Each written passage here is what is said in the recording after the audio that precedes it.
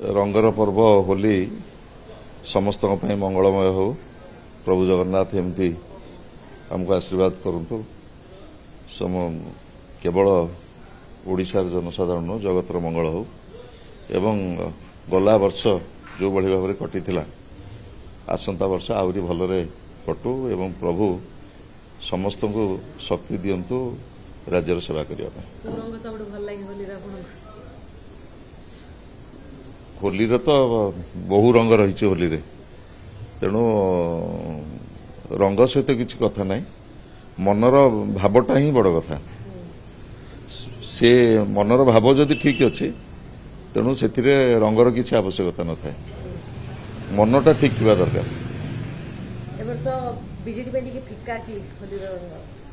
शुणु गोटे गोटे लंबा उपलब्धि आमे पाइचु।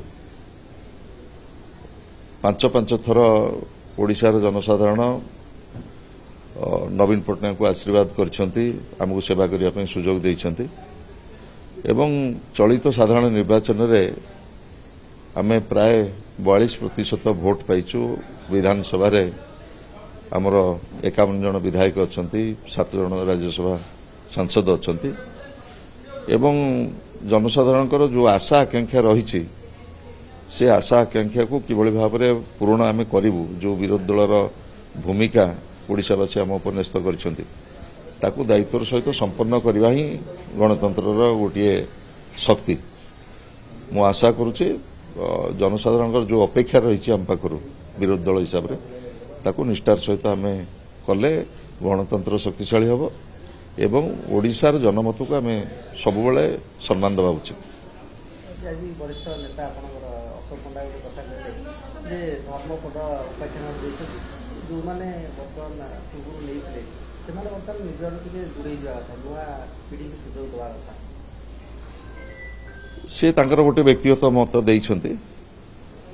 अनुभव एवं वर्तमान पीढ़ी ता भितरे समन्वय रखी संगठन को शक्तिशाली करने पाई समस्ते चेष्टा करिया उचित। ये गोटे अत्यंत कठिन समय रे दल गति करुच्ची, तेणु आम समस्त को एकजुट होकरी दल को शक्तिशाली करार आवश्यकता रही एवं गोटे लंबा समय 3 दशंधि ऊर्ध्व समय धरी गोटे अणकांग्रेस राजनीति रे ओडिशावासी आमको गोटे बड़ सुजोग देइछंती। 5 थर आमको नवीन नेतृत्व में सेवा करने सुजोग देइछंती।